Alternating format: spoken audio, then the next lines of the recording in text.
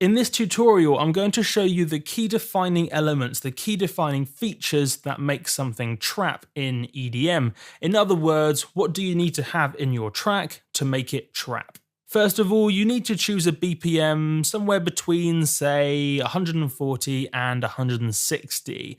Now, it's worth noting that because trap is quite a diverse genre, some tracks do fall outside of this. You can even see trap tracks at the normal 128 BPM, and there's even a subgenre called twerk at 100 BPM. So while I do say 140 to 160 BPM is the norm for trap, if you have a cool idea, if you have a creative, percussive, rhythmic thing that doesn't fit inside of that BPM, it's perfectly fine. There's lots of examples of trap tracks that don't fall in this 140 to 160 BPM zone.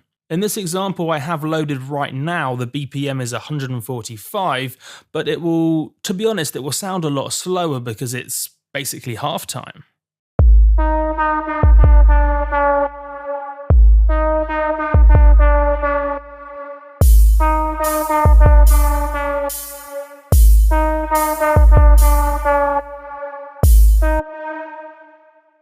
And that's one of the cooler things about trap is you have this play between halftime and full time. So some bits of the trap track may feel 160, 150 BPM, whereas other bits of that same track could feel halftime. So that would be 80 or 75 BPM. And that gives it it basically makes it nice to dance to because you can dance to it in lots of different ways. It's just one of the things you do in trap is this play between halftime and full time, depending on, I suppose, how you define your BPMs.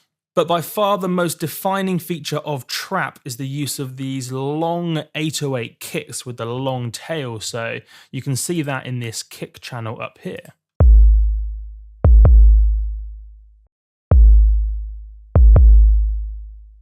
These massive long kicks with a long tail, deep, heavy, normally with a lot of impact, these kicks are normally the main thing that makes something a trap track. They're big, they're exciting, they're a little bit different for dance music, so you end up dancing in a different way to normal, which is a lot of fun.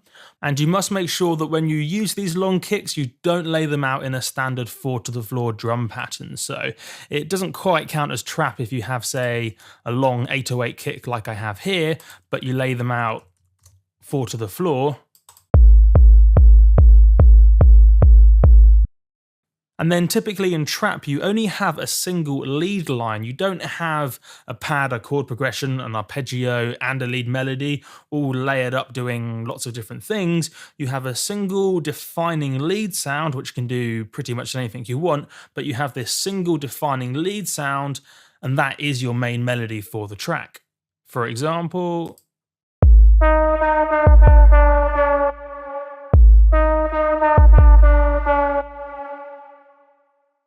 And there's no additional bass line either, the kicks provide all the low-end energy. Therefore, what you find is typically trap has a lot of space in the mix, which allows you to do more interesting things. Now, there are definitely some examples of pretty busy trap tracks where maybe the lead sound is a thick supersaw, or the percussive sounds are quite tightly packed, so that tends to fill up the mix too. But in general, trap tends to be quite a spacious genre. So you can see, I mean, just looking at the 808 tails here, there's lots of space in the mix. In these gaps, there's tons of space. There, tons of space. There's only a single lead line, and therefore lots of space in the mix, and you can hear all the little details. It's a lot of fun. The flip side of this is every element has to be amazing because there's only 2, 3, or 4 elements at any given stage and there's just not a lot of hiding place. Each element has to be impressive, otherwise the whole track just doesn't sound as good as it needs to be. And finally, in trap, the choice of percussion and samples takes a lot of influence from hip-hop and in particular quite aggressive hip-hop.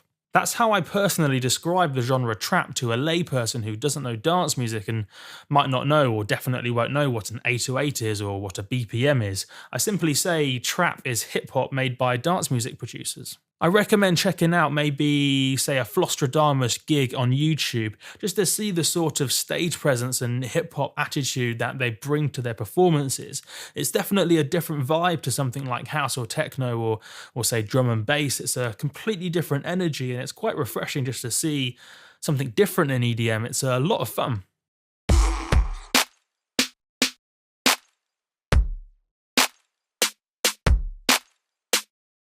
It's got that hip hop vibe. A lot of the samples we use are directly from hip hop, whether it's the snares we use for the snare rolls, like that, or maybe a big chant sort of vocal one shot. And you also hear claps on the eighths, or I suppose technically the quarters if you look at your BPM as 140 or 160, which sound a little bit like this.